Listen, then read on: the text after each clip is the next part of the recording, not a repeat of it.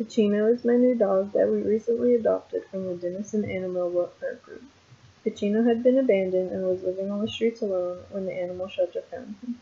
He had scratches on his body and his left ear was completely split in half and had never been shown what true friendship was.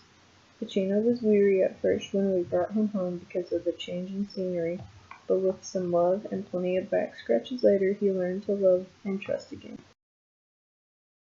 Approximately 6.5 million animals just like Pacino, living on the streets, abandoned, and caring for themselves, enter shelters each year, and only 3.2 million of these are adopted each year. Animal abuse has been a problem for many years, too far to trace back to a certain date. Something as simple as hunting for fun and not food is flagged as animal abuse. Animal abuse is an ongoing, inhumane problem acted on by humans. It is normally acted upon off of anger and violence towards another human being or for pleasure/personal gain. Animal abuse comes in multiple different forms that most people do not know about. Some think animal abuse is merely just people hitting their dogs and cats, when it is much more than that. Some forms of abuse people do not know about are animal fighting, hoarding lots, puppy mills, breeding facilities, factory farming, seal slaughtering, forced cruelty for hair, captive hunting, wildlife trade, scientific and cosmetic testing. Animals, like humans, have developed a set of laws to protect them from their abusers or hunters. Just like society ignores other laws, most people ignore these laws too. In an article in Society and Animals by Tanya Wyatt, it tells how criminology does not focus or even acknowledge the trade of falcons and fur, but sees it as a non-human animal abuse. The law ignores the fact that both trades are happening, but society is refusing to admit that this is a problem. In recent studies from the Emory University School of Law, Vivek Upadhyaya found that a home that lives an abuser is more likely to abuse his or her spouse, as well as the animals and children inside the home. A home that already holds an abuser tends to be a home that most animals, saved from abuse, come from. In the picture is Benedict.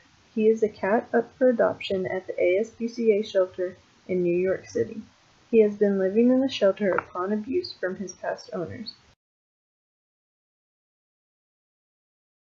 If animals are not killed from the abuse itself, then they are taken to a shelter. If they are lucky, a no-kill shelter. But if they do not get put in a no-kill shelter, then within weeks these animals will be euthanized.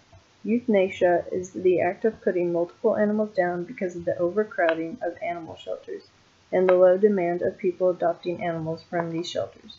The American Humane Organization helps prevent animal abuse and ensures their safety, seeing as they cannot advocate for themselves. They also oversee the euthanasias across the country and have protested, fought, and gone to court over ensuring the shelters all over the country become no-kill zones. Animal abuse is a growing problem and should be put to an end because animals are meant to be our companions and do not need to become the source that we take our emotions out on, seeing as they do not understand why this neglect is being put upon them. Arnold R. Uke from the Northeastern University Department of Sociology says that if a person sees another abusing an animal or hears about it, they should contact authorities and their local shelters. Reporting the abuse is the first step in fighting animal abuse altogether. Without reporting the abuse, the animal would continue to suffer and more than likely end up dying because of the pain. Here are some no-kill shelters in Denison and Sherman. Here are major animal advocate organizations that you can call if you witness abuse.